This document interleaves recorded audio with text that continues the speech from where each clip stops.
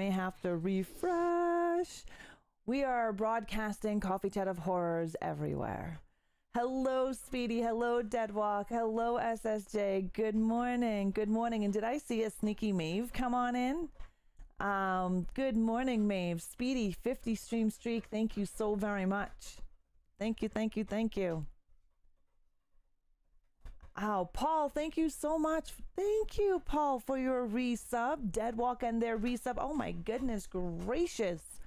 Paul Schultz, thank you for your 64-month resub. I really do appreciate you throwing your money at me for 64 months. And Deadwalk, thank you. 51 friggin' months as well. Holy shitballs. Thank you so very much for throwing your hard-earned money at me.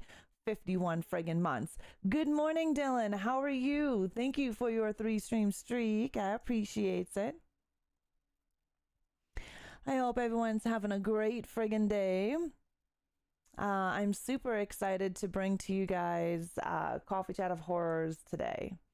We're going to be discussing and deep diving into Wes Craven.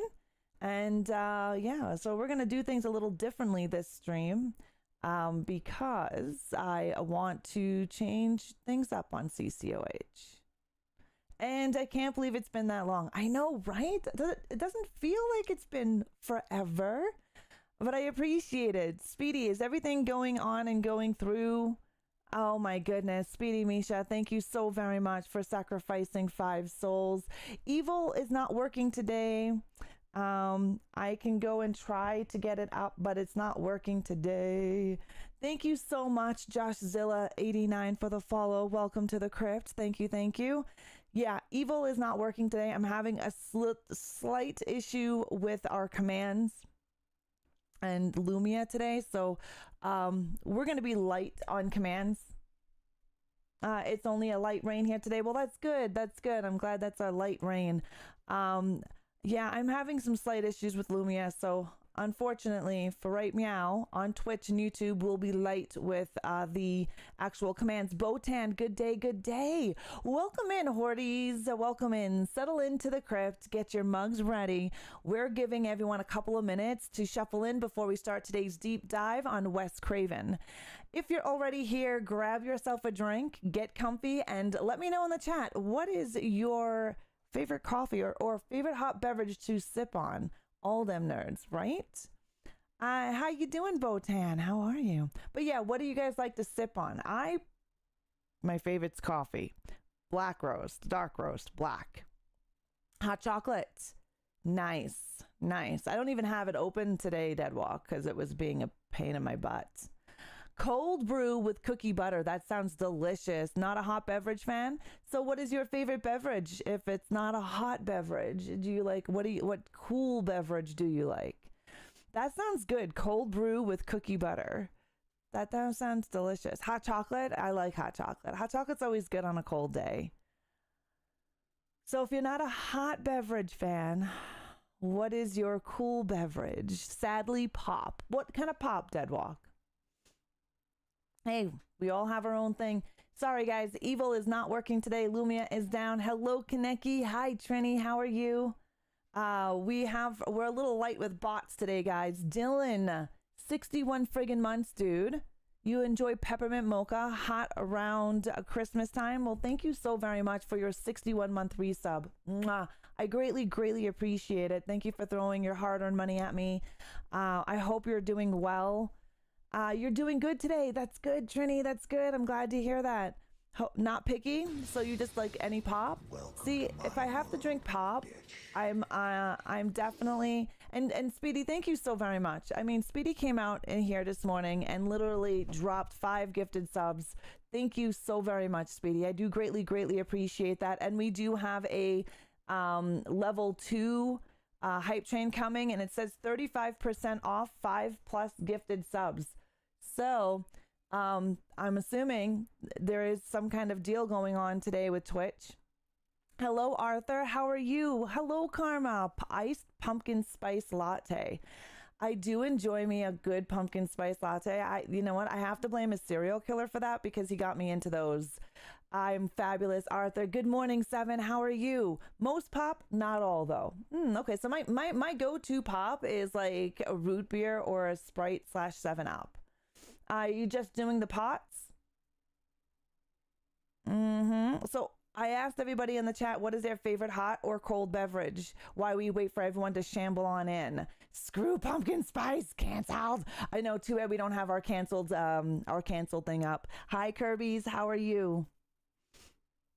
You like a good whiskey. That's like cereal. I mean, like Heavy likes whiskey and cereal likes rum. Everyone with their alcohols. Any brand of whiskey, Speedy, do you enjoy, like, do you prefer? Don't worry, I'll use the hell out of it tomorrow. I know. Ugh. We have no snow today, though. It's still on the ground, but it's not snowing anymore. We have about 3 minutes. 3 minutes of that. I don't know. I didn't know that Twitch was having a sale on subs. I had no idea. I got Rockstar Fruit Punch.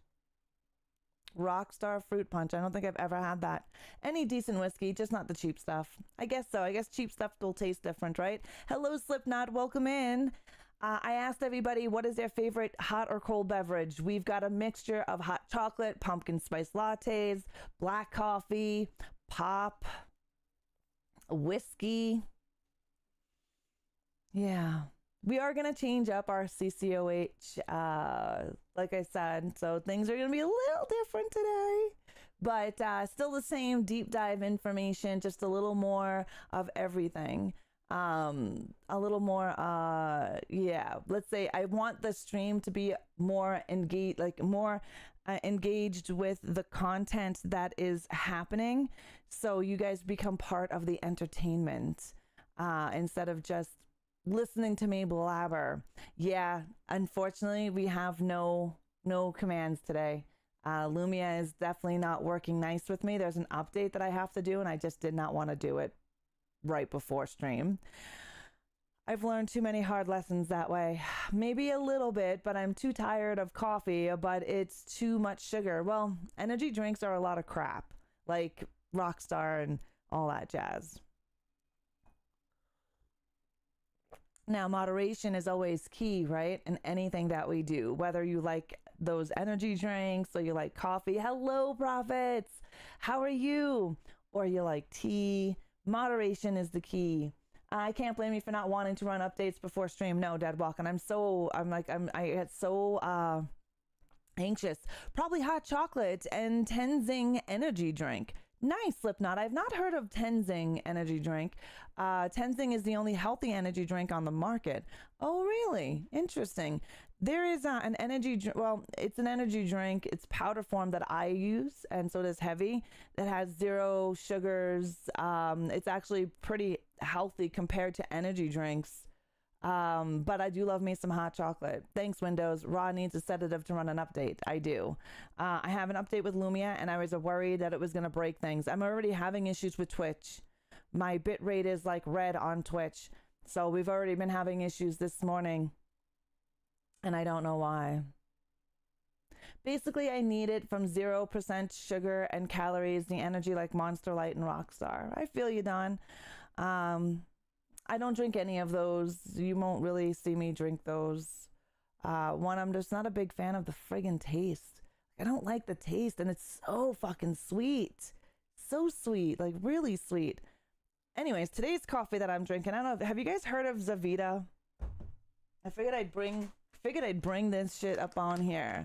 Have you guys heard of, this is a big bag of beans, by the way. Zavita.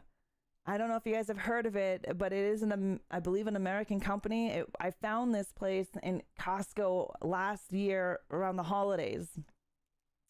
And thank you so much for the level 1 hype train. You guys got a little hype chest there. But thank you very, very, very much.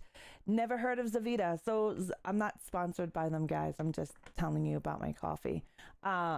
This is what I'm drinking today. It's creme brulee, and it smells so friggin' good. Maeve, thank you so very much for being a Shadow Master for 41 months. You've drank this too? and had hazelnut from Costco.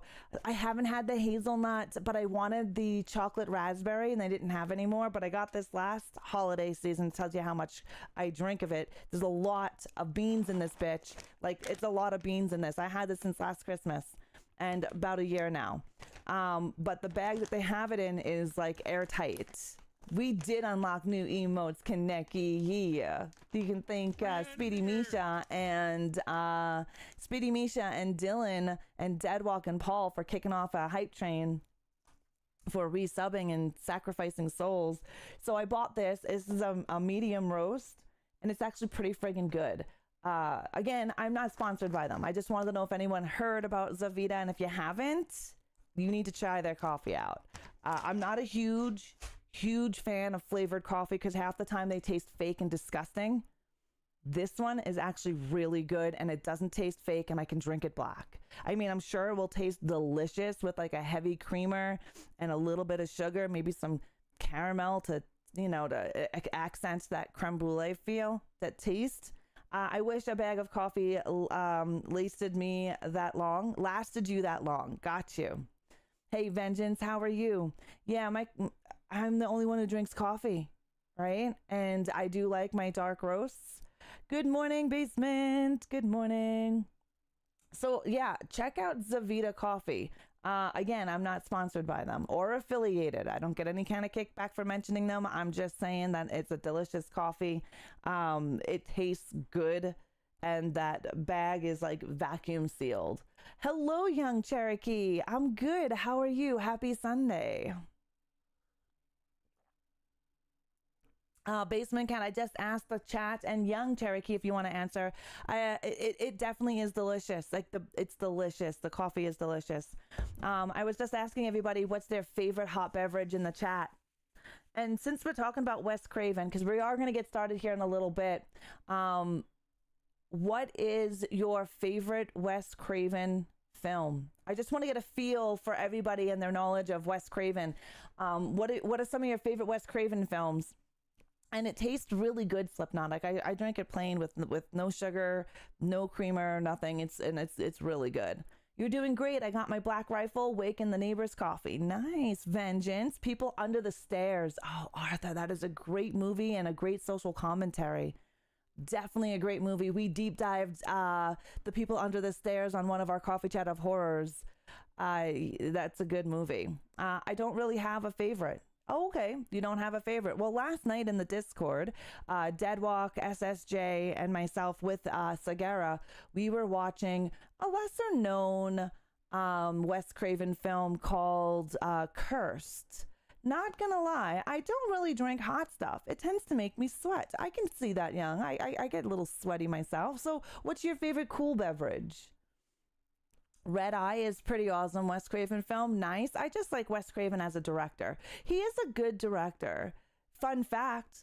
Fun fact. Wes Craven never planned to become a filmmaker at all. His first job wasn't on a set. He was a teacher. Right? I've got a lot of fun facts for you and some good information to give your brains today. If you're interested, I drink Black Rifle too. I go through a bag a month just on my own, so I probably drink way too much. It tends to be 1 to 2 cups a day, though. I limit myself to 1 cup a day. I used to be a 12-cup drinker, so I'd make a pot of coffee to myself and drink that, and then I'd be like dehydrated, wondering why I have headaches and shit like that. So this was years ago. I've had 1 cup of coffee, almost 1 cup of coffee every day for the last, I can't even tell you, like 10 years.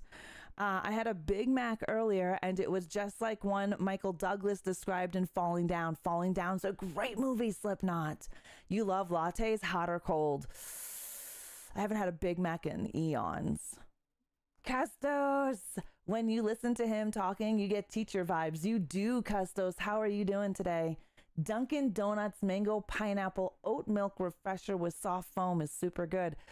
When I was in the States, I did have some Dunkin' Donuts, and I will say back in 2008, Dunkin' Donuts was the bee's knees. I don't know about now. I haven't been to the U.S. since then. And so I haven't had a Dunkin' Donuts in a very long time. But like everything, it's probably changed to cheaper shit. I think I'm through the worst of my fever. I'm so glad.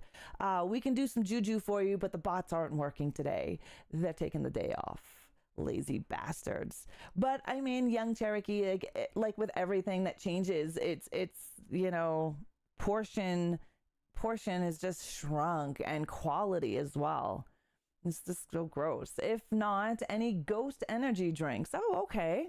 I've never seen Ghost here, but right on. Custos, thank you for your 5-stream streak. Appreciate it.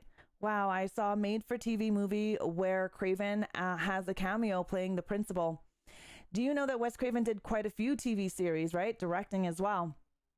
Yeah, for me, it's just 2 lattes at most. And since I drink a dark roast, that puts me at about half the max recommended caffeine, so I don't stress it too much. My 20 ounce is so much better than my 64 ounce I used to drink years ago. Yeah, like I said, however you like it, you know what I mean? I personally knew what I was getting into drinking a whole pot of coffee, and I didn't feel good. So I switched. 2 streams away from a 30-stream streak. Yes, that's super awesome. Super awesome. That's great, SSJ. Thank you so very much. I love the grainy old school filter on the stream. It's cool. Well, thank you, Vengeance. I always wanted Coffee Chat of Horrors to have that reminiscent feel of an old-time horror host.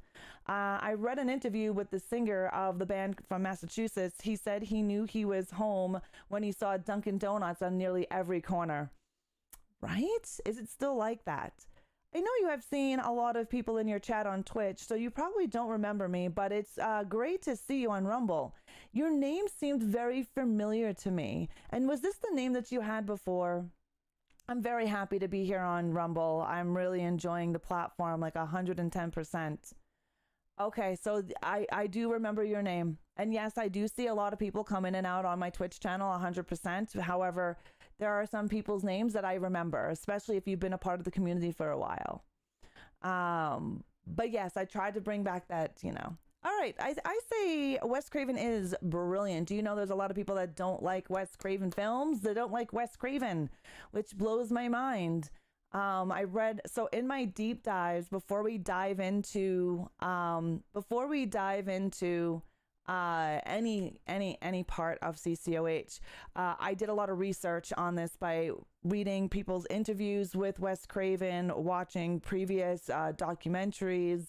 I also was reading other people's write-ups on Wes Craven, and I can't believe the amount of people that actually do not like him as a director or his films, which kind of blew my mind.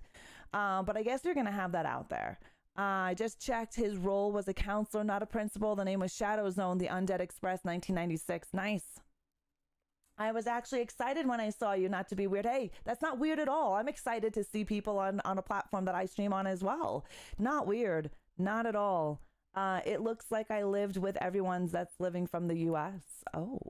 I don't like every Wes Craven movie, but I like how thoughtful he is about everything. I would have never hate him for his bombs. 100% Custos.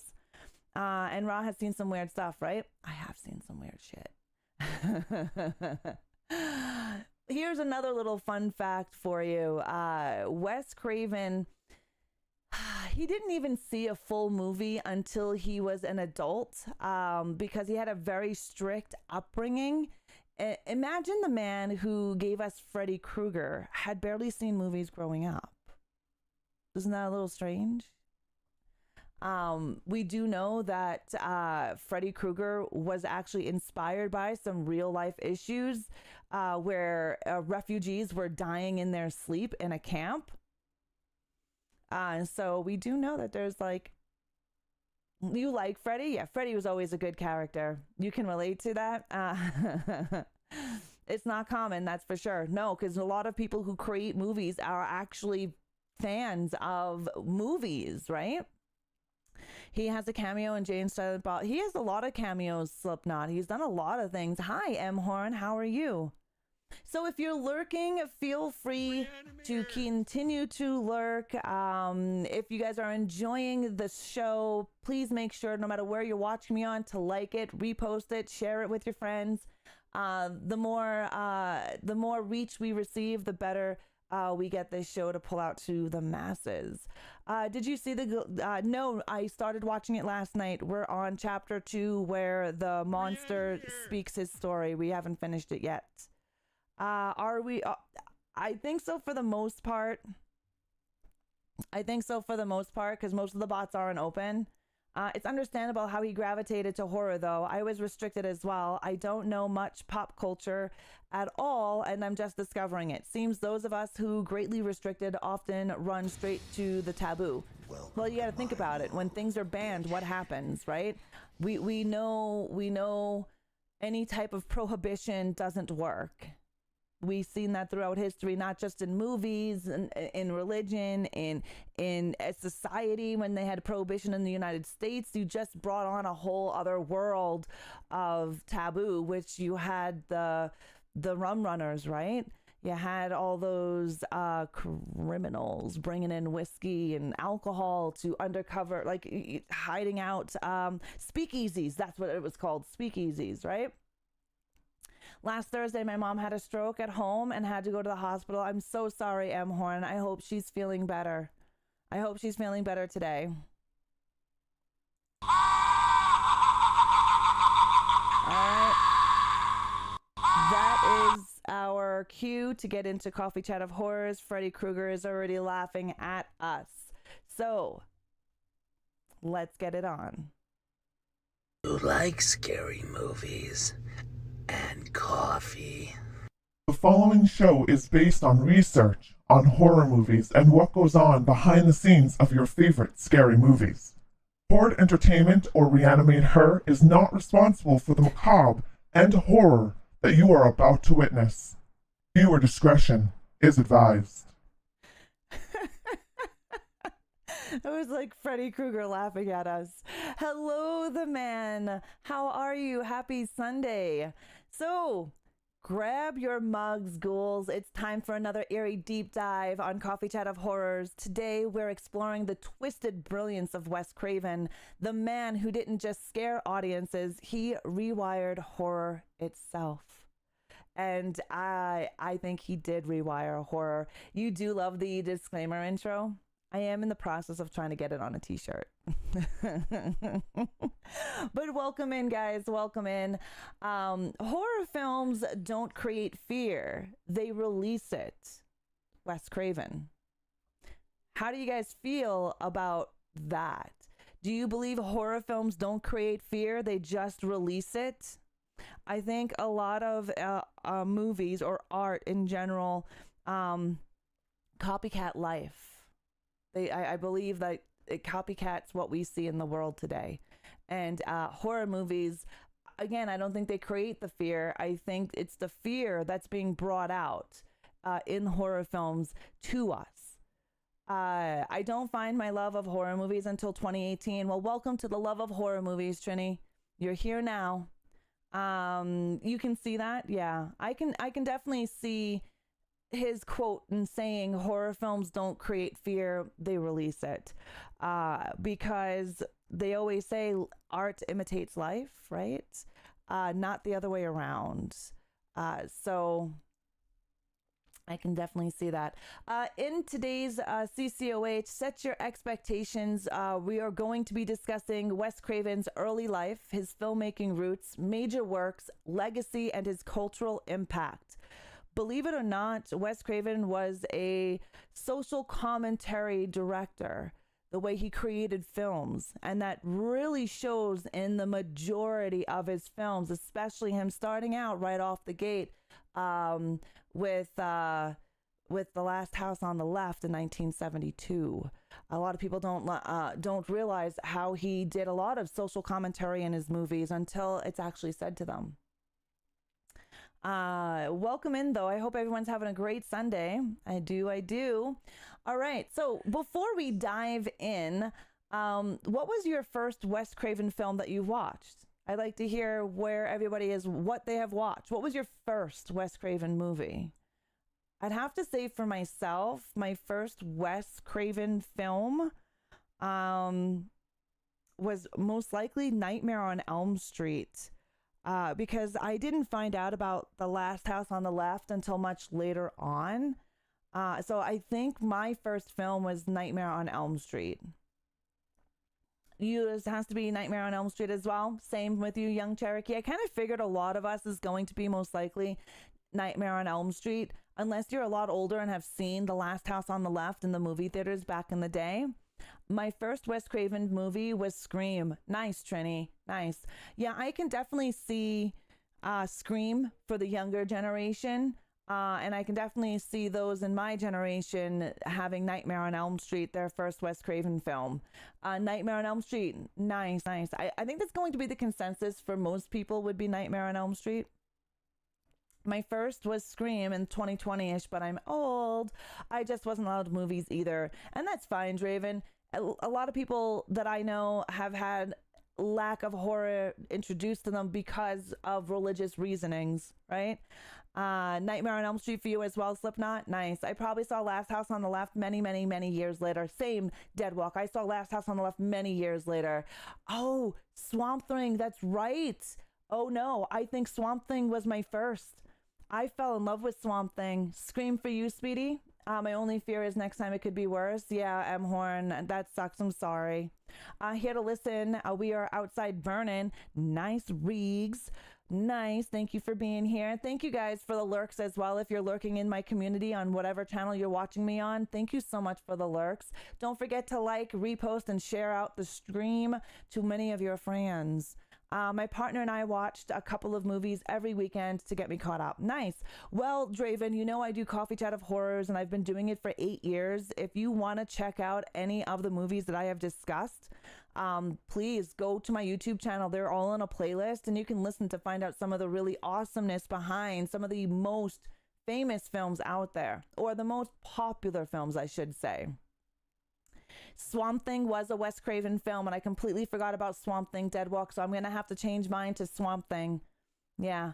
On the walk to school, my ma used to tell me about different horror movies. Hill Have Eyes was the first Craven film I learned about. First watch was N.O. Oh, nice. Nice. Yeah. He's very well known for Hills Have Eyes, and that's also a social commentary. Our commands aren't working today, guys. Just an FYI. Regal, first time here, thank you. Wasn't one made by just Wes Craven? The second one was made with him and his son. Yeah, there was a few Hills Have Eyes. Oh, I watch and I follow you. Well, I appreciate that, Draven. We have 8 years of CCOH, like 8 years of it. Okay, so Wes Craven was born August 2nd, 1939 in, oh wait, before we even get in, we've got an ad that's going to happen.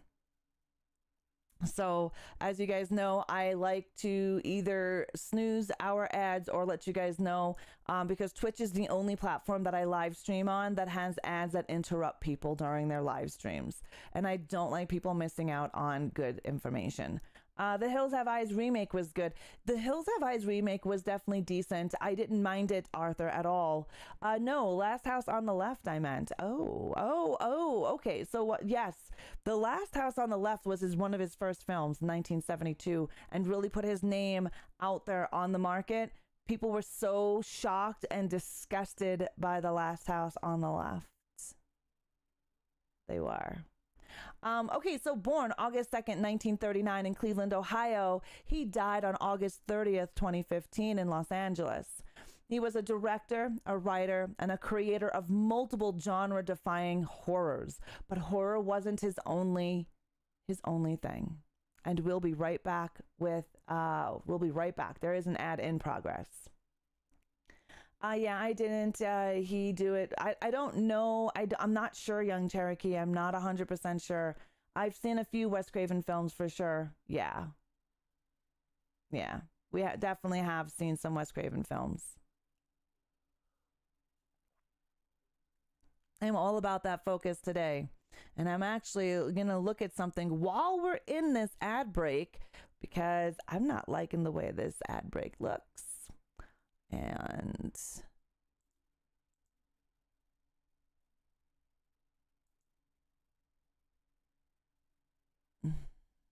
nothing has changed.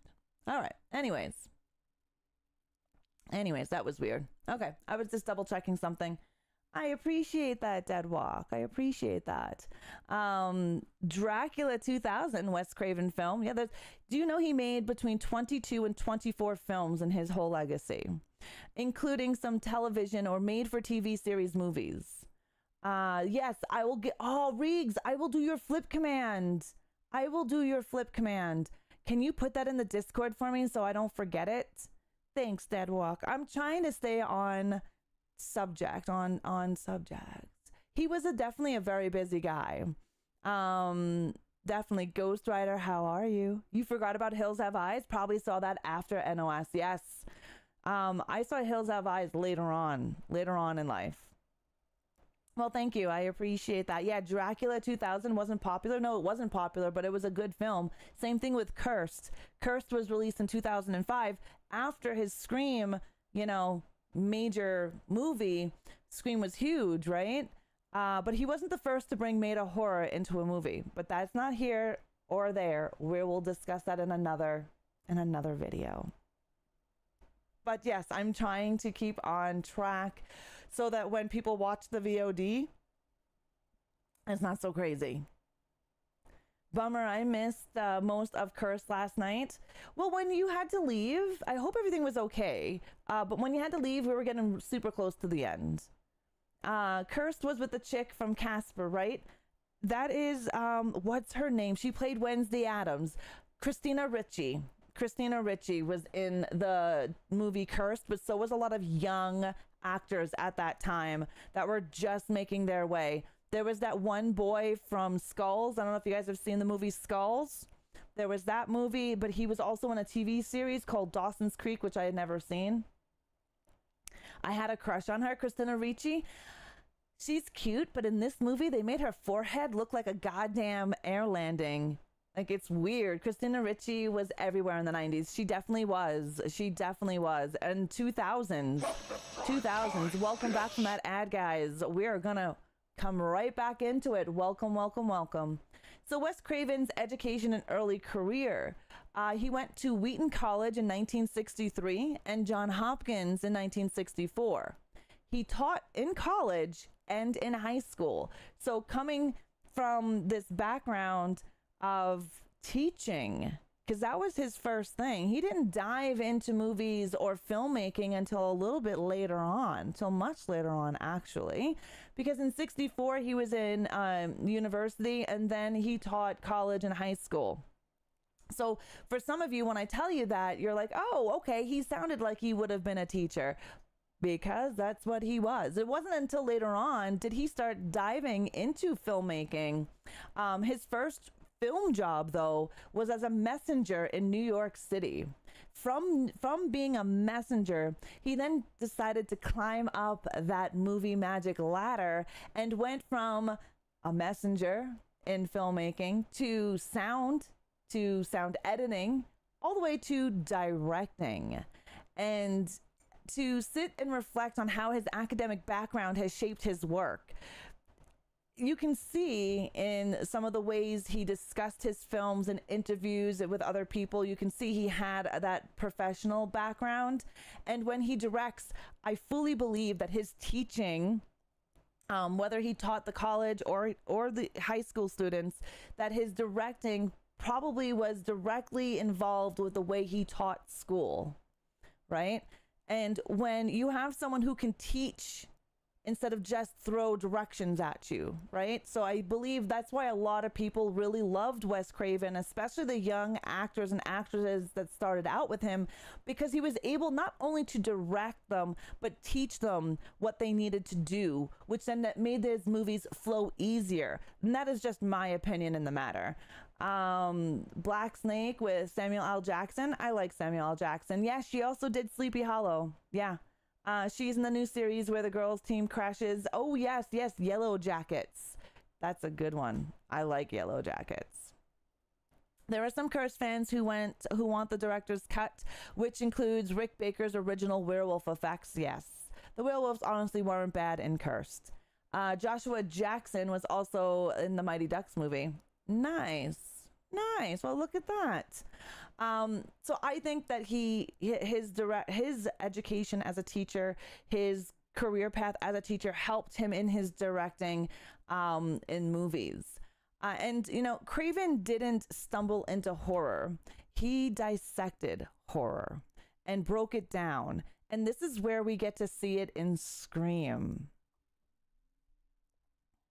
So like I told you guys earlier, he was a professor before making horror movies. How do you guys think the philosophy background affected him and the way he directed? Like I said, I believe that it influenced his direction, and was able to help the younger actresses, because you get to think about when he created, let's say, Nightmare on Elm Street. A lot of these actors and actresses were quite young. They weren't teenage young, but they were quite young. And it was one of their first movie roles, or possibly second to third movie and TV roles. I do believe that his background has helped him create some of the great movies out there, with the great cast and crew that he had. Now, we have one of his first and most controversial films. Wasn't Johnny Depp like, yeah, a lot of them were in their early 20s. A lot of them didn't have a lot of movie making experience. Some did. They were on, TV shows, little things here on Broadway, a little bit of everything, but having a full on, they were in their 20s, Custos. They really weren't in their teens. He was super young, but did well. Johnny Depp, the reason why Johnny Depp got the job as Glenn in Nightmare on Elm Street was because his daughter was a fan of Johnny Depp. She thought he was really cute. And so she asked her dad to have Johnny Depp. And so Wes Craven thought that was a great idea because he appealed to the younger female generation, which he did. Tell me, young Johnny Depp was not to die for back in the day. Yeah, I did a Young Cherokee. I did a coffee chat of horrors on Nightmare on Elm Street many moons ago. And that was one of the things that I found in an interview with Wes Craven on how and why he picked Johnny Depp and not the other people that were up for that role. There were actually other people up for Glenn that had more experience in filmmaking, but he chose Johnny Depp because of his daughter. Yeah. Little tidbit. I love the Vampire Brides in Dracula 2000, played by Jerry Ryan, Jennifer Esposito, Colin Ann Fitzpatrick. They have pale skin, sharp fangs, and really shitty breath. You got to think about it. All they do is drink blood, right? And they don't brush their fangs. Yeah, if you want to catch up on any of my coffee chat of horrors, you can do so. I'm slowly uploading them to Rumble, but the majority of them are on my YouTube channel. Now let's dive into one of Craven's most controversial films of all time, and that is The Last House on the Left, which came out in 1972. Did you know that it was banned in Britain until 2002? Yeah, well, Britain's got a lot of issues with the video nasties. Hi, Stay Tappin'. How are you? Happy Sunday. So, like I said, he had one controversial movie, but this controversial movie did put radar up for him in filmmaking because of the violent realism and the revenge narrative. This was not something you've seen in mainstream theater, especially back in the 70s. You got to remember, we're in a different era when we hit the 70s, right? There was a scene in there that was like 7 minutes long. Oh my God. Last House on the Left is not for the weak. I will tell you that right now. Even the remake is not for the weak. It actually deals, and this is another society commentary that he did. A lot of his movies are social commentary. Many of his movies are social commentary. The People Under the Stairs, huge social commentary. The Last House on the Left as well, I read about The Last House on the Left being a video nasty list. Yes, it was a videos nasty list. Yeah, and it was banned. Yes, because of the grape scene. It's pretty violent, pretty realistic. And it speaks volumes. That was an early example of Craven exploring trauma. And you notice in his films, he has explored a lot of different trauma, from grapes to night demons, sleep demons, night terrors. Craven had issues at trauma as a child as well growing up. He dealt with nightmares himself. He dealt with night terrors. These are things that he pulled from his own mind, his own feelings as a young child. So he wanted to utilize a bit of what he has felt growing up in his films. That's why Nightmare on Elm Street when you look at it, it is quite scary to think of something or someone being able to get you in one of your most vulnerable times. One of the times where you should feel secure and safe is in your sleep, in your own bed. And here's this monster being able to jump into your dreams and kill you or hurt you in some sort of way, right? Yeah, that's one I haven't seen either version. Yes, you don't want to see Last House on the Left. I will warn you now about that one. Also, why I can't watch I Spit on Your Grave, because it's something I just can't stomach. Yeah, it is. I Spit on Your Grave is another revenge film having to deal with grape and trauma. Hello, Zach. How you doing? No, it's definitely not fun. And night terrors are a horrible thing. My young spawn used to deal with them. That is smart and brave of Craven to do that. It also helped him work through his own trauma, right? Because he did have trauma. And you can kind of see this in his movies. You can kind of see it in his movies, right? And like I said, Nightmare on Elm Street, when you think about it, that is a pretty scary film, you know? Just think about that. I mean, okay, yeah, we know it's not real, but we do know there are people out there that have night terrors, you know? But to sit there and just be like, my God, that would be quite scary for someone just to come into your dreams in a place where you're supposed to be safe. Now, his next film was slightly based on true story. The Hills Have Eyes from 1977, super low budget. Now, this is not based on any cannibalism that was done in the 60s or the 50s, but basically in the Scottish area in a very long, long time ago, which was his inspiration. And this was family versus family brutality, which is another thing we see in everyday life. There's family, and then there is family brutality, where we see domestic violence, where we see people turn on their own family members because of political views. We see people turn on their family for the silliest bullshit out there when family is supposed to be a safe haven. We also see a huge increase in serial killers during the 50s, 60s, 70s, and 80s era, which also has a lot to do with the breakdown of the family. I used to have nightmares about Freddy. I think a lot of people had nightmares about Freddy Arthur because it was such a crazy movie and demon and concept to be brought to the masses, especially those of us that were watching horror movies at such a young age. It has done something to us. I know there's been quite a few films that have messed me up, and I should not have seen them as a kid. And they're probably the reason why I have some of my own little trauma, PTSD from a young childhood. Yeah, I watched that movie when I was 5, and that was when I had night terrors, so it really messed me up. I was always afraid that he was going to grab my feet, so I slept with my knees to my chest. And young Cherokee, that's what, unfortunately, watching something so violent at a young age is definitely not good. And I'll tell you, way back in the day, most of our parents honestly didn't give a shit what we watched, right? But having such a young, moldable mind watch something so horrific and violent and not realize mentally that it's all fake. And that's something that when my children were little and I introduced them to horror films, I introduced them to things that I thought were age appropriate. And I always made sure to tell them that it wasn't real. It's fake. It's makeup. And I would let them know that it's makeup, and I would do makeup with them. And when they were younger, I would do special effects makeup with them. So like my young one, my young spawn, who's a horror fan, I used to do like cut open wounds on her face, and we used to play zombies and things like that, which help her understand that movies were fake. They're not real. which also helped her later on in life as she watched more violent and grotesque films. My mom was so religious that she thought Halloween was worship of the devil and didn't let me trick or treat one year. Yeah, and Speedy, back in the 80s and in the 90s, we had satanic panic in the West. I don't know where you grew up. I don't know if you grew up in the States or did you grow up in Russia? But we had satanic panic, and you listened to heavy metal music, it was Satanist. You watched horror movies, it was Satanist. Halloween is Satanists, right?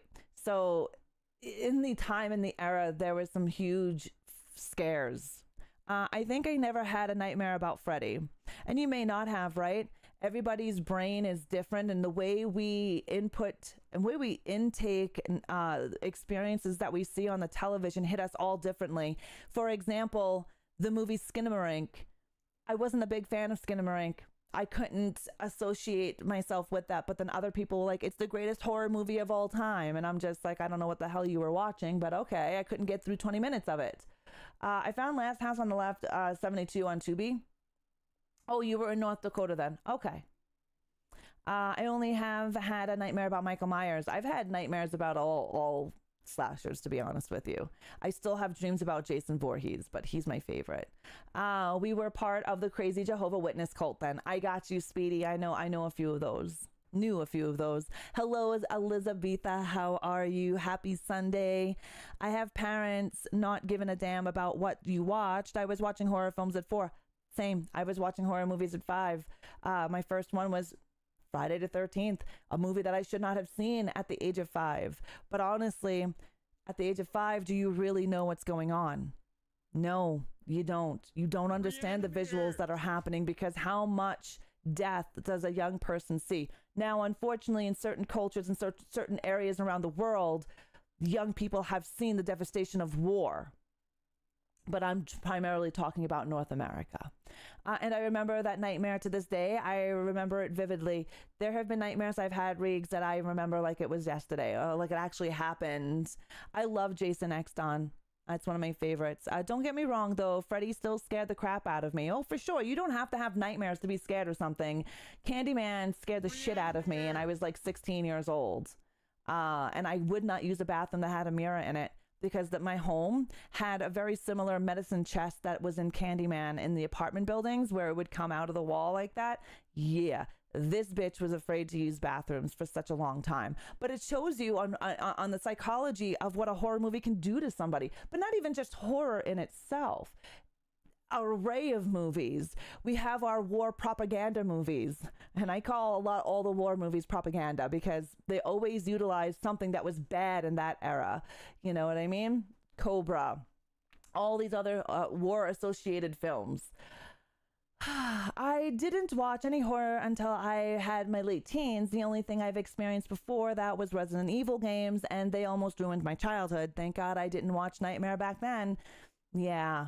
Exactly. Watch out for that nun. Jesus Christ. Watch the road, ma'am. I know. I'm sorry. I'm swaying all over the place. Hi, it's Sargara. How are you? I was scared to look in the mirror for years. I snuck into the movie theater in 1992 to see Candyman. I'm like, oh shit, I'm horror, whatever. I need to see this Candyman. So we snuck into the movie theater, me and some friends, and we watched Candyman. Now, Candyman, I know I'm getting off track here. Candyman screwed me up, because I used to do the whole Bloody Mary bullshit back in the day with my girlfriends in sleepovers, me and my sister. And we never got to finish it because we always got too scared. And I'm sure there's a lot of you out there that can associate with that. We used to do Light as a Feather, Stiff as a Board, Bloody Mary, all sorts of crazy shit, Ghost in the Graveyard. We used to do a lot of stuff. And we never finished through with the Bloody Mary because it always scared the crap out of us. But with Candyman, that scared the shit out of me too. Now, The Hills Have Eyes. Let's go back on track. The Hills Have Eyes in 1977 does portray a family versus family brutality, social commentary, where we see one family that's loving, but we also see another family that's loving as well, but they are brutal cannibals, right? Also, the scene of survival horror, which comes on set here with The Hills Have Eyes. Now, I'm not saying Wes Craven was the first to do this, because he was not the first to do this. However, to see the survival horror side of things. And again, there are grape scenes in these films. So they do speak about trauma and society, especially during these times where women were still fighting for their rights. Women were still coming out of an era of being oppressed. Yeah, she went so far off the track as she found a long lost family of mutant cannibals. I know, I'm so sorry. I always go off track, man. Okay, I've never seen the old or the new version of Hills Have Eyes. It's a good movie, Sagara. I will say that it does have grape in it. Grape in that one, and The Last House on the Left is pretty real looking. So I would warn you on that one. Now, one of my favorite Wes Craven films is Swamp Thing from 1982. This was Wes Craven's first big budget attempt. It struggled at the box office. We know that it did not do the greatest at the box office, but became a super cult classic later on in its life. There's comic books about Swamp Thing, TV series, and what another movie was made on the Swamp Thing. I don't know. Not 100% sure, Deadwalk. Yes, Swamp Thing, Heather Locklear, the blonde. I had to think about that. Yes, she was. And so was the little lady, Andrea, I can't pronounce her last name. Andrea, she plays in a lot of horror movies, actually. She was in Creepshow. Barbara Dow. Shit. You loved Swamp Thing. It's a really good one. Swamp Thing is really good. It was his first big budget attempt, and it did struggle at the box office, which we do know a lot of movies that are in the horror realm or sci-fi struggle at the box office become big cult classics. I've seen, yes, Adrienne Barbeau. I can't pronounce her last name. She's an amazing actress. She's been in Swamp Thing. She was one of the main characters in Swamp Thing, as well as the Creepshow. She was the nagging wife with She was a nagging wife with a fuzzy creature. I'm a Swamp Thing mark. I love the movies. Watched both the TV shows and the cartoon. I remember the cartoon, Zach. I definitely remember the cartoon. I loved the Swamp Thing. It was such a good movie. And it's a love movie. It's a love movie. I know people hate that, but it is a love movie. Swamp Thing falls in love. She was in The Fog. She's really heavily into horror films as an actress. Okay, so we also show Craven stretching into studio filmmaking. So his last two attempts of filmmaking, which were The Last House on the Left and Last House on the Left and Hills Have Eyes. We see him go into studio filmmaking now. Not so low budget, not so raw, but we do see him step into this side of things. Now, we are going to have a little snooze of an ad, but it is going to happen anyway because we only delay them. We're going to do a little discussion break. If you have seen The Last House on the Left or The Hills Have Eyes, which one hit harder for you and why? Was it the gore, the realism, or the sheer chaos?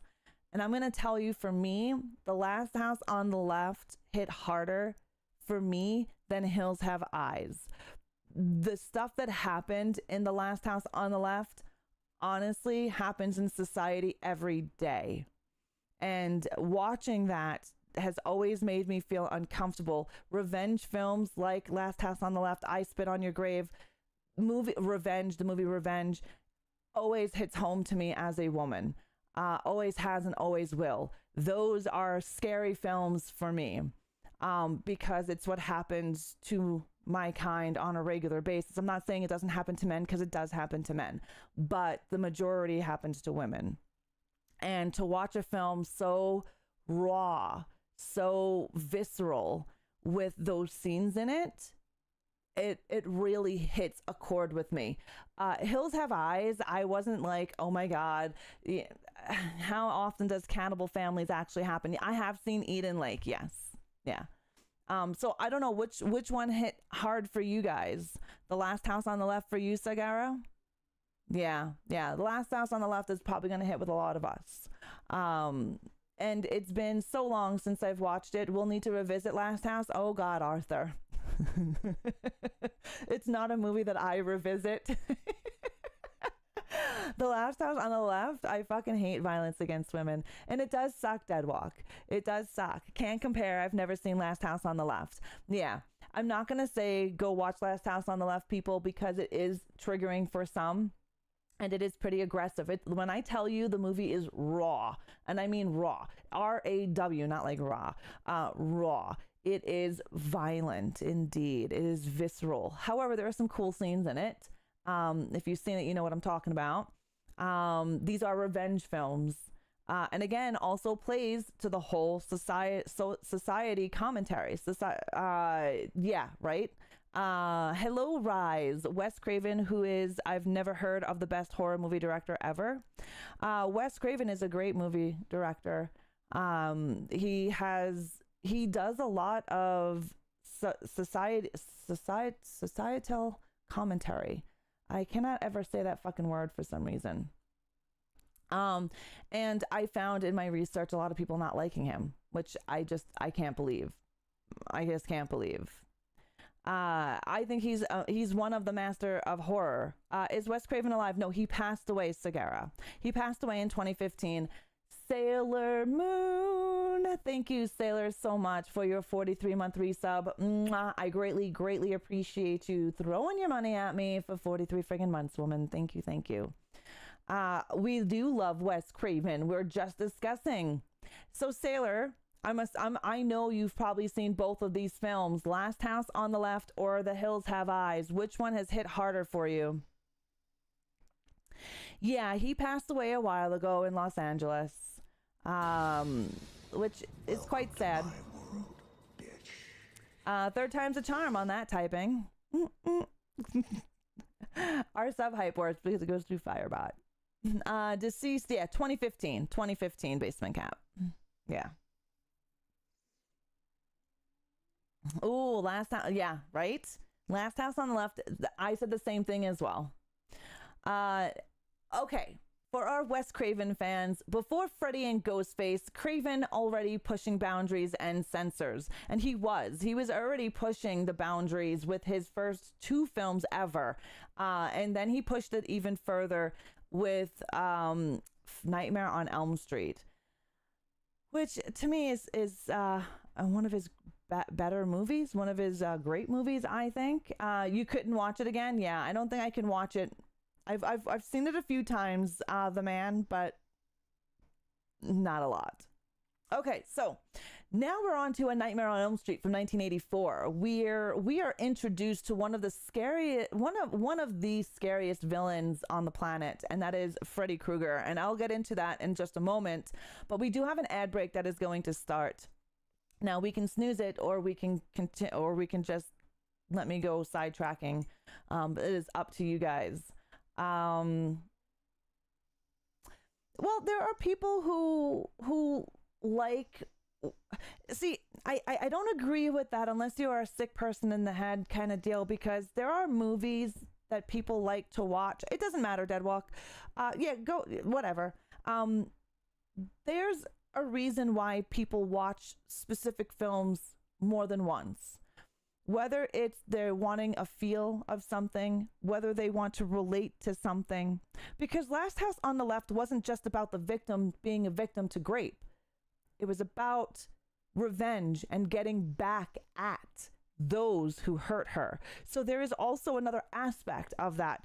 For someone coming from a grape background, meaning grape has happened to them, watching a film like this might inspire them to be stronger. The scenes that are in the film, do you know what I mean?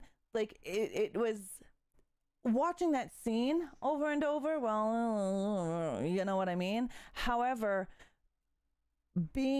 pulling something from that movie, like I say, art is subjective, and so are horror movies. Horror movies are a work of art. Any movie is a work of art, and they're very subjective.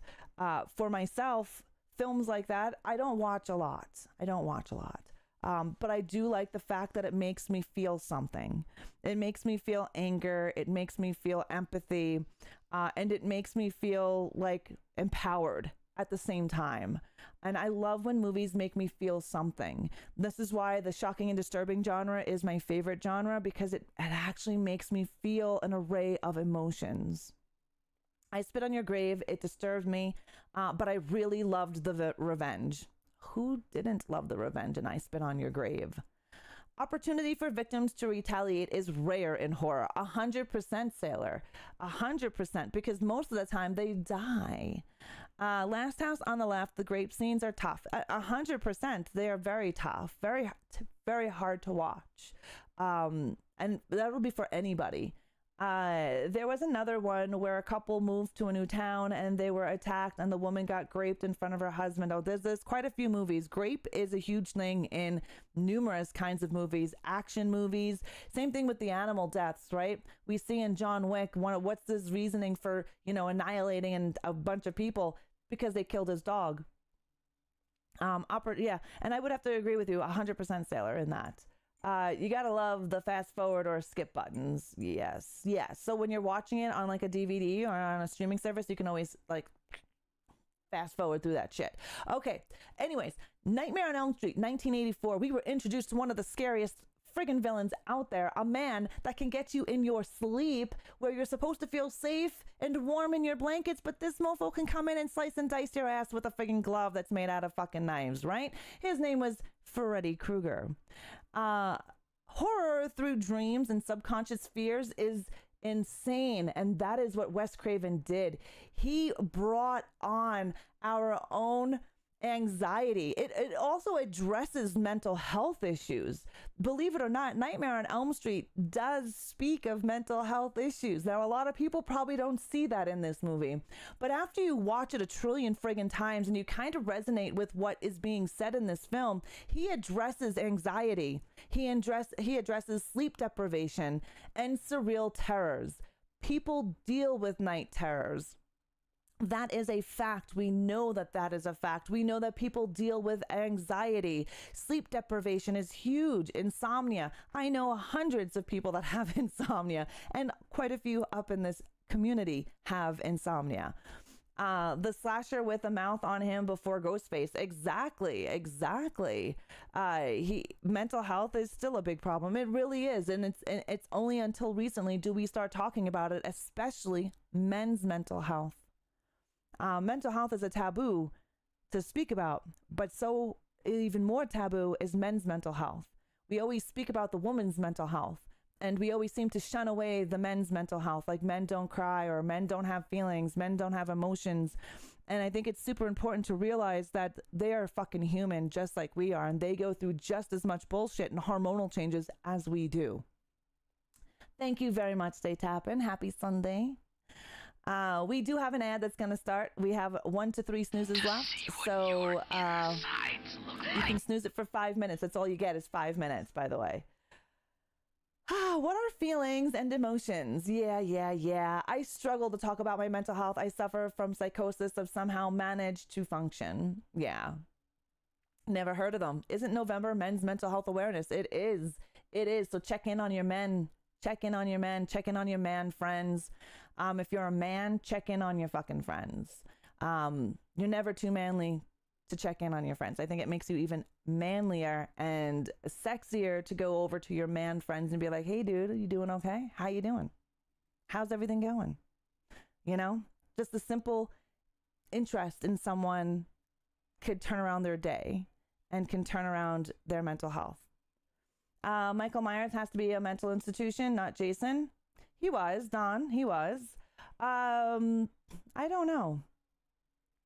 I know November here is men's mental health. I can't speak for anywhere else, but November is men's mental health. Do you remember the 2 twin vampire brides in Dracula 2 Ascension played by Jennifer Kroll? They are sexy. Yeah, I'm sure their breath stinks 100%. It's gross. They're dead vampires drinking blood. Ugh. Can you think of the smell?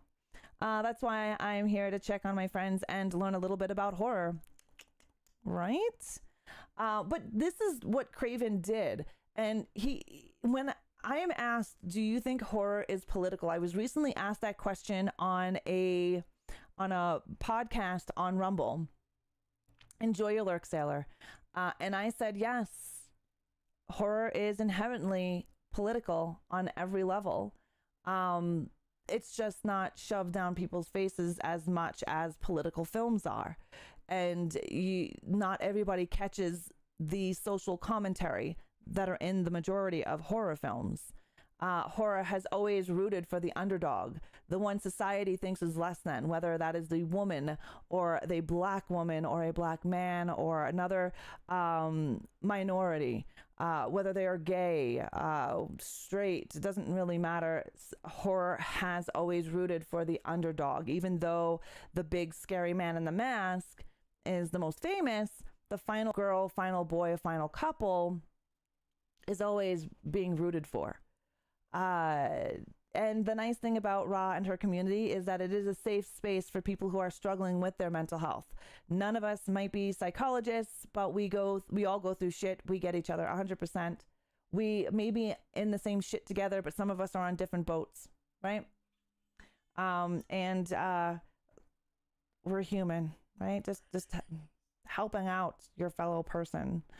Now, this was Nightmare on Elm Street was Craven's biggest and early success.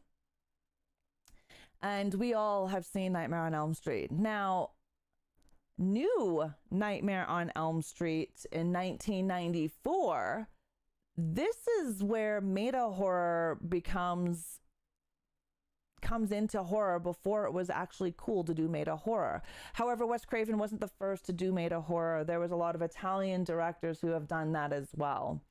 There's quite a few that have done it before Craven has done it, but it became really big in New Nightmare, where in 1994, we do see meta horror mainstream. And we see that later on in Scream. Craven and the cast all play themselves. If you haven't seen New Nightmare from 1994, I'm going to highly recommend New Nightmare. It is a great movie. It is meta. And if you don't understand what meta is, you'll understand it if you watch New Nightmare 1994. Right, the man? Right? It is an amazing film, and I think it's one of his better films. New Nightmare was good. The meta aspect was interesting. Well, this is the first time we're really seeing the meta aspect on the big screen, too. You have seen it. Yeah, I think New Nightmare is one of my other favorite films out of Wes Craven. I like Freddy's design in New Nightmare. I liked everything. I like how... not meta. I know I talk a little funny, Custos. I'm sorry. Meta. Yeah. Made up. Right? We see where Wes Craven plays Wes Craven. Heather Langenkamp plays Heather, not Nancy. All right. We do have an ad that's going to start in 58 seconds. So we'll talk a little bit more about Freddy and New Nightmare before this break happens. This is where Freddy attempts to enter the real world and attempts to go through a child, more than what we've seen in Nightmare on Elm Street, where he was focusing on teens. This time he's trying to come through a child. And he basically almost comes fully through. And this is where mental health also plays a role in New Nightmare, where somebody is going through a struggle that they believe is real, but nobody believes them. And this is not the first time a movie has depicted this type of mental health. We've seen it in films like It Follows, as well as Smile 2. They all deal with the same kind of mental health issue, somebody not being believed about the struggle that they are going through, and it was mentally. Now, nobody believed Nancy. Nobody believed Heather, right? Until it was too late. Hello, Oracle. What's up, people? I have the opportunity to meet Heather Langenkamp here in about a week and a half. Nice, Oracle. That's awesome. Okay, ad break is here, so we get to stray for a couple of minutes, guys. Also, Robert Englund plays himself. Yeah, they all play themselves. The entire cast and crew play themselves. Robert Englund, Wes Craven, Heather Langenkamp, they all get to play themselves. Did they try to put Nancy in a mental institution? Well, they didn't believe her either, but we also see that in Nightmare on Elm Street. You know, they brought her to a sleep clinic. Yes, there is an ad break. My favorite is Nightmare on Elm Street films 1, 2, and 3, and New Nightmare. Nice. What else is everyone else's favorite in the Nightmare on Elm Street franchise? Craven has done a ton of filmmaking and TV series in his legacy. So I do, yeah. Oracle saying Nightmare 1, 2, 3, and New Nightmare are their favorites.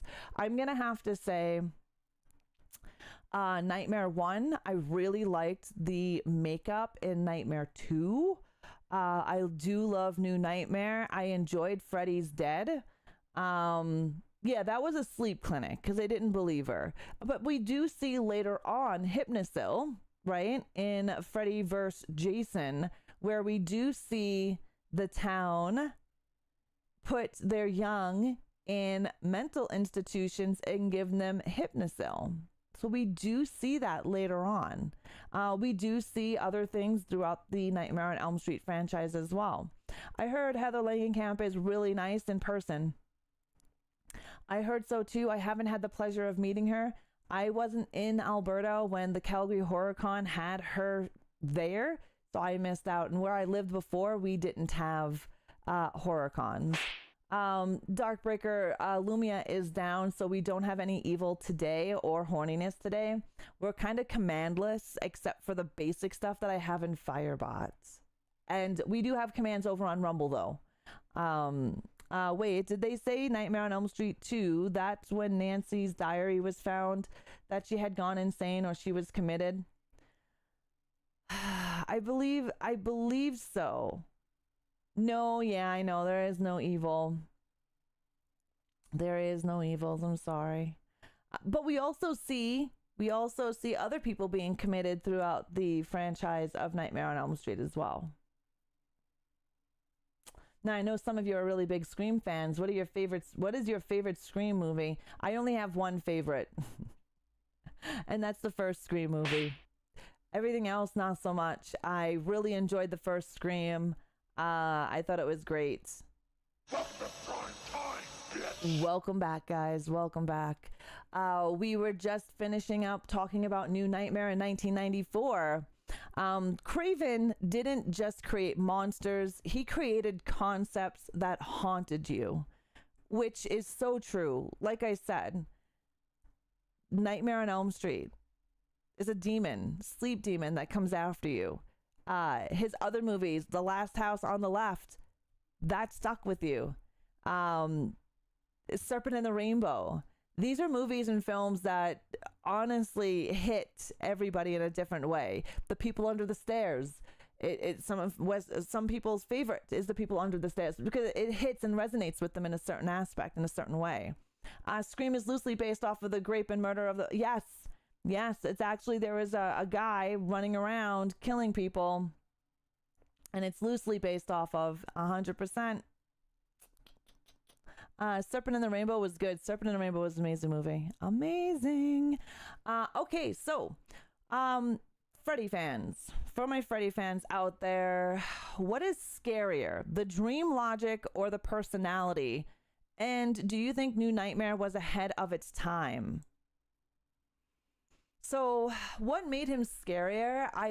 The dream logic to me made him scarier. The personality for you, how he can be so funny and nonchalant and just don't care about killing you in your sleep. Let's all binge Wes Craven's movies, Freddy movies. They're good movies. Definitely think it was ahead of its time. I believe New Nightmare was definitely ahead of its time when he created it in 1990, when it was released in 1994. I also feel that Freddy's dream logic was scary, knowing that I could be safe and in my bed and in a home that I felt secure in, and I can still be murdered. That to me was scary. More so when Freddy was alive. Oh, yes. Okay, is that personality? I know that. Yeah, that's scary as well, Dead Walk. But even in dreams, that he was even worse, right? Definitely. Is Sagara, you believe it's dream logic? Yeah. There was some funny parts in People Under the Stairs, especially with the main characters, the main husband and wife. There were some comedic scenes there. Yeah, I believe it was. I believe New Nightmare was ahead of its time.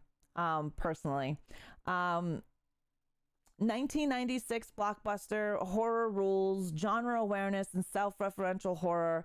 We're going to talk about Scream. And I know a lot of you are Scream fans, and yes, we are getting another Scream film that we don't need. I know, don't hate me, don't pitchfork me, and don't at me. We do not need any more Scream movies, please. Anyways, Scream is came out in 1996. Yeah, I roll. What are we on? It's like Scream 7 now?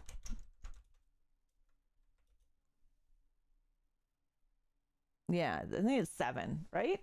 I had to Google that because I wasn't 100% sure because I just stopped watching. The first one is the best. We don't need any more. So 1996 blockbuster. This is where horror rules, genre awareness, and self-referential humor comes into play. This is where we see Maida come in fully and on purpose. Drew Barrymore's iconic opening scene that is stuck with everybody. Even the comedy make of it called Scary Movie has that iconic scene with Carmen Electra. Was there even a Scream game? No, Sagara. There was a independent created game by one dev that was on itch.io, but it wasn't a full game and it was only like 5 minutes long.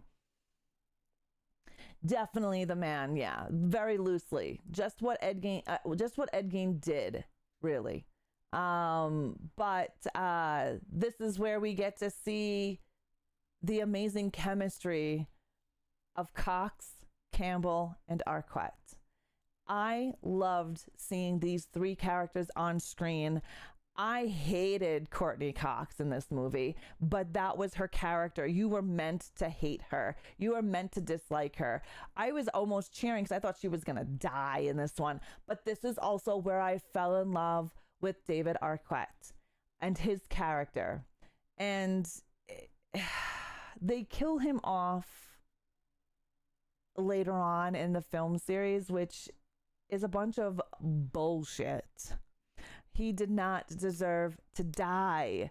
But I do like how Scary Movie portrays Arquette's character as Doofy. And it did revive the slasher genre. So let's be real. The slasher genre was fizzling out. Yes, we had Candyman in 1992, but that wasn't enough. We then later have the whole Ghostface. We have a brand new horror villain on the market. Yeah, Doofy. We have a whole brand new horror slasher that comes onto a new genre, comes into the genre for a new era. Now we have our 90s babies, right? Our 80s babies are now going into 90s movies and seeing these. We now have a new horror icon that has brought slashing to the theaters and became an instant icon in horror in the horror slasher genre. I mean, Arquette probably just wanted out. I don't know if he wanted out. I dislike the fact that they killed him. Also, Silence of the Lambs. That is how they got the idea for Buffalo Bill. Yep, there's a few movies. Actually, Ed Gein has inspired a lot of movies. a lot. I've actually done a deep dive on him as well. I don't know how everybody feels about the Scream franchise, but with what we're getting with the new one, I think it's going to be a Kevin Williamson's trilogy, and then I think they should just end it. I like Scream. I'm not a franchise fan. I'm a Ghostface fan. I do love Ghostface. I like everything about Ghostface, and I prefer the Scream 1 movie. Plain and simple. I don't think it needs any more. Speaking of it, is Tony Todd's tribute tonight. Yeah, can you believe it's been 1 year since the master has passed away, Mr. Tony Todd? I'm not into the Scream franchise, but I love Ghostface. I love Ghostface. I like Ghostface. He's our first mortal killer. Our first mortal. Everyone else has been immortal. We have Bubba, Freddy, Jason, Michael, Chucky, Leprechaun, Candyman. Thanks, Deadwalk. We still have so much more to go. Jesus. Okay, so he revived the slasher genre, and there are more sequels that followed.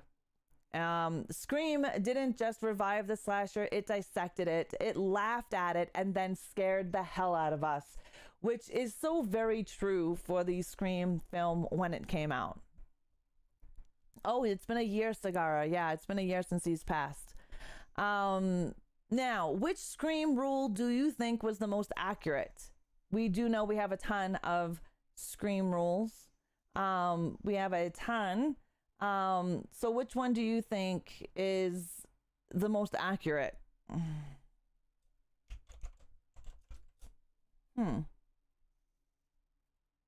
Let's see. Scream rules in the movie.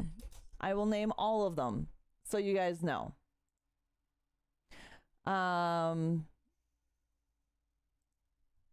Scream rules. Let's see. Horror rules from the Scream movie. Do we not have a list? That's not a thing. Do we have a list? Okay, so you may not survive a horror movie if you have sex. You may not survive a horror movie if you drink or do drugs. And you might not survive a horror movie if you say, "I'll be right back." Hello or who's there? Yeah, hi, 757. How are you? Scream 36 coming soon. We do have the rules, right? And then, of course, you have the later franchise rules as well, like don't fuck with the original, etc., etc. He did have a list. He did. I always say the whole split up one, 100%. I always say the whole don't split up, because we know what happens. We know what happens when we split up.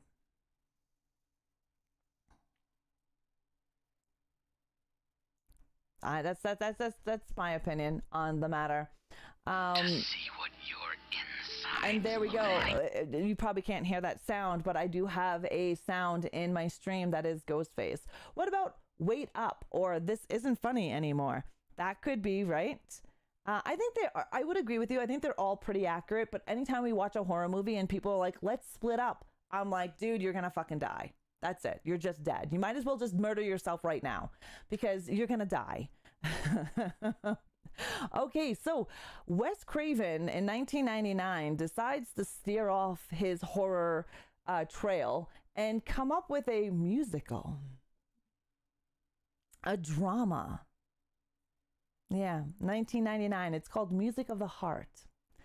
It's a drama starring Meryl Streep, who at that time was an amazing actress, and she's still an amazing actress, Meryl Streep. I loved her in Death Becomes Her.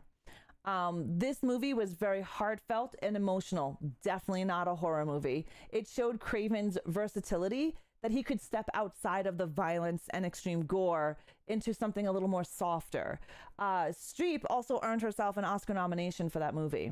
And yeah, Wes Craven worked with Meryl Streep. And yes, he definitely nailed it. I know, that's a shock, right? It's like, that is a shock. People don't know that he did create a softer movie, a drama, Music of the Heart. Go watch it if you want. It came out in 1999. Not my kind of film. Do you feel that horror directors should step out of their genre like Wes Craven did? Do you think that by them stepping out, does it hurt their career or does it show versatility? Did he also nail her? Sorry, bad joke. I doubt it. Right? Horror education is always great. Okay, so Cursed was another one of his films. 2005, he steps out of the slasher revenge genre and he heads in with a creature feature. Cursed is a werewolf film, but it did have its production challenges. After that, he comes out with Red Eye, which is a tense, grounded thriller. Rachel McAdams and Cillian Murphy's chemistry is amazing in Red Eye. Then we have 2010, My Soul to Take is a 3D slasher blending psychological themes, which again plays in society. Now, we have his legacy that I'm going to talk about pretty briefly here. And I know we're running a little late on time because I just go off the track all the friggin' time. Wes Craven's influences. He reinvented horror multiple times. He created Freddy and Ghostface, two of the most iconic villains ever. He balanced psychology, social commentary, and terror all wrapped into one beautiful package. And he inspired new generations of filmmakers and fans, which we have seen. We have seen a lot of newer filmmakers say that Wes Craven or John Carpenter were their inspirations to get into filmmaking. And they always bring up Nightmare on Elm Street for the most part, because that was one of the biggest films that most that are my age seen at that time, which inspired them to become a filmmaker or an actor. And like I said, as Wes Craven quoted, horror films don't create fear, they release it. And I am 100% into that whole friggin' thing. What do you guys think Wes Craven's greatest contribution to horror is? Do you think it's his character? Do you think it was a film? Do you think it was the concept? I think Wes Craven's greatest contribution was Nightmare on Elm Street, because it made its way for films like Scream. It made its way for films that dabbled in comedy and horror. It dabbled with a few different other things as well, which made way for films that have more horror comedy to it. Because let's be real, how many horror comedies do you remember from back in the day? How many? There wasn't a whole hell of a lot. There were low budget ones, right? Like Saturday the 14th. And a few other ones that came down the road. I think Nightmare on Elm Street was one of his greatest contributions to horror, because it brought in quite a few different aspects and quite a few different things in his filmmaking and to horror itself as a genre. No, yeah, Nightmare on Elm Street, it's cultural phenomenon. It really is, Deadwalk. It really is. Same, Arthur, Nightmare on Elm Street. He makes movies that make you feel uneasy. 100%, Aaron. Dead Alive is a good movie. Freddy was so huge, he hosted his own TV show. That he did. And I have it on CD, DVD. No, sorry, Blu-ray. And the duet with Will Smith. Yep. Oh, yeah. Nightmare on my street. Okay, so thank you guys for sipping and screaming with me through the legacy of Wes Craven, a true architect of fear and a creator who shaped horror history in ways we're still feeling today. Before we close the coffin on today's Coffee Chat of Horrors, let me tell you what's coming and brewing for our next CCOH. I am taking off next weekend because I am updating my BIOS and my computer. I don't want to be stressing out about Coffee Chat of Horrors that weekend. If God forbid, I run into problems with my computer. So Saturday and Sunday, I'm updating my BIOS and hopefully installing Windows 11. And I don't really want to stress about it for Sunday. So we are canceling CCOH Sunday, coming Sunday. However, on Sunday, November 23rd, we're diving into the world of Rob Zombie. From House of a Thousand Corpses to The Devil's Rejects to his controversial Halloween remakes, we're taking a full deep dive into the musician turned madman of modern horror. His grimy aesthetics, brutal storytelling, grindhouse influences have made him one of the most polarizing creators in horror, and that means we have plenty to dissect. So mark your calendars, grab your mugs, and get ready, because Rob Zombie brings a whole new flavor of twisted to the coffee chat table. Until then, my horde, stay caffeinated, stay creepy, and I will see you in the next Scream. I hope you guys really enjoyed the whole Wes Craven deep dive and the new template of Coffee Chat of Horrors. I am really enjoying this new template. It took me a little bit to write this template. I hope you guys enjoyed the way we did it this time around. Please let me know in the comments. Right now, if you're watching me on Rumble, let me know in the comments. Like and repost this. If you're watching me on YouTube, this will go into a VOD. Let me know in the comments. And if you're here on Twitch watching, let me know. Did you guys enjoy the new template of Coffee Chat of Horrors? I am really loving this new template, so you're going to see it going forward. Rob Zombie's homework, folks. Let's get the movie noted. Yes, we are going to be talking about Rob Zombie. I love Rob Zombie as well, Rise. Subbed, jump on my podcast, 757. Hit me up. I'm on Discord. I'm ReAnimateHer everywhere, so hit me up and we will discuss. I'm always down to chat horror or just to chat in general. Grandma, it's always sucky. My grandma sucks as well, Sagara. Nice, 100% Rob Zombie. I'm glad you guys are excited for my next choice. Definitely, because I think Rob Zombie has to be talked about. We're talking about horror directors, and we've talked about our Italian international influences. Now I need to discuss and dissect our North American film creators. Don't worry, we're not done with directors. We have many, many other directors to deep dive and discuss, like George A. Romero, John Carpenter. And if there is a director that you want me to deep dive, especially in the horror, under whatever genre in horror, hit me up in the comments. Let me know. Or if you're in the Discord, let me know. I don't mind taking recommendations. I actually love taking on recommendations of movies and directors for Coffee Chat of Horrors.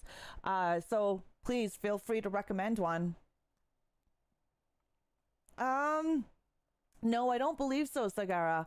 Nothing more controversial than zombies and the monsters. Oh my goodness gracious, right? Right? I'm super excited to bring all of this information to you guys. I've already started my research on Rob Zombie. We will be watching. Don't worry, this Saturday, we're still going to be watching. As long as my computer is up and running, we're still going to have movie night in the Discord. Today, Darkbreaker, after CCOH, is going to be running Tony Todd tribute today. So if you're in the Discord and want the movie roll, please let us know. We'll give you the movie roll. And you can watch movies with the Horde this afternoon with Darkbreaker. Next Saturday, we'll also have movie night. Fingers crossed that my computer actually works next Saturday. And I will see you guys Monday at 1 p.m. Mountain Time, right here, wherever you're watching me. On Monday, we're diving right back into Little Hope, that whole saga. Thank you all for being here. Thank you for sharing your time and your energy with me. Thank you for the conversation. Thank you for everything. I hope you guys have a great rest of your weekend, and I will slash yous all later.